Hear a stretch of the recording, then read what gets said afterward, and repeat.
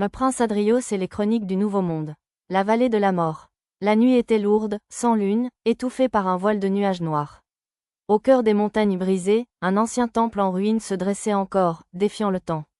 Ses colonnes effondrées semblaient pleurer des siècles de silence, et l'air y vibrait d'une magie oubliée. 9 silhouettes avançaient dans l'obscurité. Des voyageurs venus des terres lointaines, attirés par une seule rumeur. Un trésor légendaire, jadis propriété des anciens rois de la terre, serait caché dans les caveaux du sanctuaire. Le vent hurlait entre les pierres, comme pour les avertir.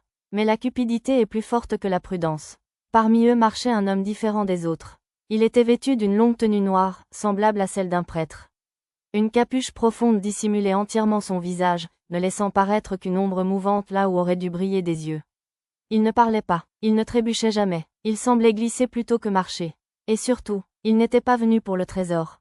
Alors que les 8 autres voyageurs rêvaient d'or, de gloire ou de pouvoir, lui n'avait qu'un seul objectif, réveiller une ancienne divinité maléfique, emprisonnée dans ce sanctuaire par les dieux anciens. Une entité si dangereuse que même son nom avait été effacé des chroniques. Une force scellée depuis des millénaires, dont le réveil pourrait briser l'équilibre du monde. L'homme en noir s'arrêta devant une porte cyclopéenne, gravée de symboles divins. Les autres voyageurs, fascinés, ne virent pas son sourire se dessiner dans l'ombre. Enfin, murmura-t-il d'une voix qui n'appartenait plus à un homme. La nuit retint son souffle. Le sceau des dieux anciens commença à se fissurer. Les mots du prêtre noir résonnèrent dans les profondeurs du sanctuaire, comme un écho venu d'un autre âge. Sa voix, rauque et déformée, récitait une incantation en une langue si ancienne que même les pierres semblaient frémir à son intonation. Les symboles gravés sur la porte sacrée se mirent à briller d'une lumière blafarde. Les fissures du sceau divin continuaient de se répandre comme des veines lumineuses sur la pierre sacrée. Puis, un craquement sourd retentit. Les sceaux des dieux se brisaient. Un premier éclat, puis un second, puis une détonation mystique qui fit vibrer tout le temple. La terre trembla violemment. Les voyageurs, terrifiés, reculèrent en trébuchant. Mais le prêtre noir, lui, resta immobile, comme si le chaos autour de lui n'était qu'une brise légère. Une fumée noire, épaisse, s'échappa de la brèche ouverte. Elle se répandit comme un venin, rampante, vivante. Elle s'éleva, tourbillonnant, se condensant. Et en quelques secondes, elle prit forme humaine. Une silhouette sombre, indistincte, mais dont la présence seule écrasait l'air. Le temple tremblait encore sous l'effet de l'incantation ancienne, et la silhouette noire, désormais presque humaine, observait le monde avec des yeux écarlates brûlants d'une haine millénaire. Les voyageurs hurlèrent. Certains tentèrent de fuir, mais leurs cris furent étouffés par la fumée. Le prêtre noir, lui, tomba immédiatement à genoux. Il inclina la tête si bas que son front toucha presque le sol. Puis, dans la langue ancienne, il parla d'une voix tremblante de dévotion. « Maître, je suis l'un de vos serviteurs dévoués. Nous avons attendu ce jour depuis des siècles. Il est temps de prendre votre revanche sur les habitants de la terre, et sur les dieux de jadis qui vous ont emprisonné dans les profondeurs de la géhenne. » Un silence glacial suivit. La silhouette noire ouvrit lentement des yeux. 2 lueurs écarlates, brûlant comme des soleils maudits. Et dans un souffle qui n'était ni humain ni divin, le prêtre noir, toujours agenouillé, leva lentement les mains. Dans sa paume, une lueur aveuglante se mit à briller. Un objet, petit, mais irradiant une puissance si intense que même l'entité démoniaque recula d'un pas, comme frappée par un souvenir douloureux. La lumière blanche déchirait l'obscurité du sanctuaire. Le prêtre noir parla alors, toujours dans cette langue oubliée des mortels. « Pour vous montrer ma bonne foi, mon maître, voici que, entre mes mains, se concentre le pouvoir de la vie et de la mort. » Sa voix vibrait d'une dévotion fanatique. L'entité maléfique, malgré sa nature qui laissait entrevoir qu'il était détenteur d'un immense pouvoir obscur, semblait hésiter devant la puissance sacrée de l'objet. Certainement une relique des dieux anciens. Le prêtre noir referma aussitôt le sac autour de l'objet, étouffant sa lumière. Puis, inclinant la tête encore plus bas, il ajouta, « Vénérable maître, le pouvoir de cet artefact est vôtre. » Puis, inclinant la tête encore plus bas, il ajouta, « Vénérable maître, le pouvoir de cet artefact est vôtre. Vous pourrez vous en servir à bon escient, pour accomplir votre vengeance. » Un silence lourd suivit. Le prêtre noir reprit, d'une voix plus sombre encore, « Quant à mes 8 compagnons.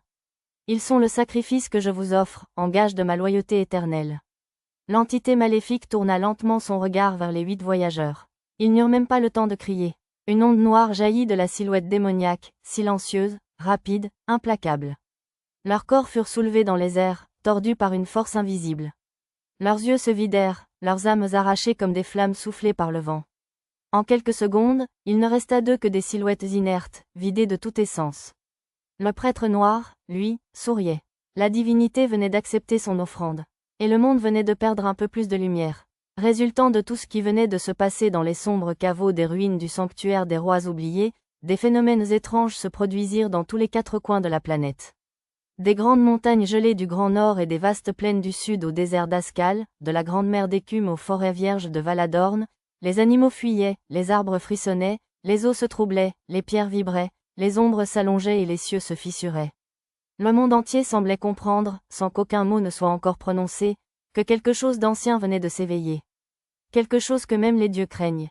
La nuit était tombée sur Karathorn lorsque les cloches d'alarme retentirent. Pas celle de la ville. Celle du donjon royal, celle qui n'avait pas sonné depuis 3 siècles. Dans la salle du trône, le roi Gorna se tenait debout, le visage fermé, les poings crispés sur la garde de son épée cérémonielle. Devant lui, les messagers venaient de rapporter l'impensable. Majesté, la gueule s'est ouverte.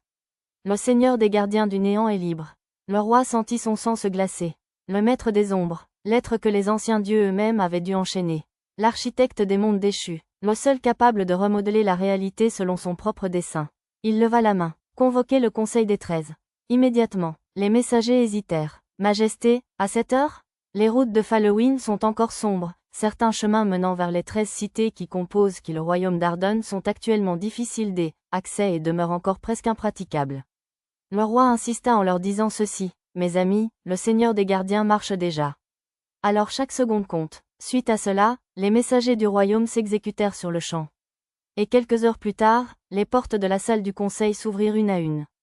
Lord Sylvain entra le premier, les feuilles de la forêt frémissant encore dans son manteau. Il murmura, les racines tremblent, Gorna. Ce qui s'est éveillé n'aurait jamais dû revenir.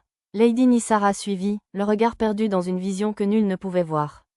Le destin se déchire. 3 chemins, un seul survivra. Lord Terros arriva en claquant la porte. Qui ose menacer Ardon, je le coule moi-même. Lord Altar, pâle, les yeux levés vers un ciel invisible. Les étoiles se taisent, c'est pire que je le craignais. Lady Morwen glissa dans la salle comme une ombre. Je l'ai senti avant même que vos messagers n'arrivent. Il revient pour finir ce qu'il a commencé. Lord Darnak frappa son marteau contre la table. Alors qu'ils viennent, les montagnes ne plient pas. Les autres suivirent, chacun portant la peur de son peuple, la force de sa cité. Quand tous furent là, le roi se leva. Sa voix résonna dans la salle circulaire. Mes amis, le seigneur des gardiens est libre. Il veut détruire notre monde, pour en bâtir un autre, parfait selon sa vision. Nous sommes les 13, nous sommes Ardon, et nous allons l'arrêter. Un silence, puis les 13 emblèmes gravés autour de la table s'illuminèrent d'une lueur ancienne. Le pacte d'Ardon venait d'être réactivé. La guerre commençait. La salle circulaire du conseil était plongée dans une tension presque palpable. Les 13 emblèmes gravés dans la pierre vibraient d'une lueur inquiétante, comme si eux-mêmes pressentaient la catastrophe à venir. Le roi Gorna, debout au centre, fit un signe discret.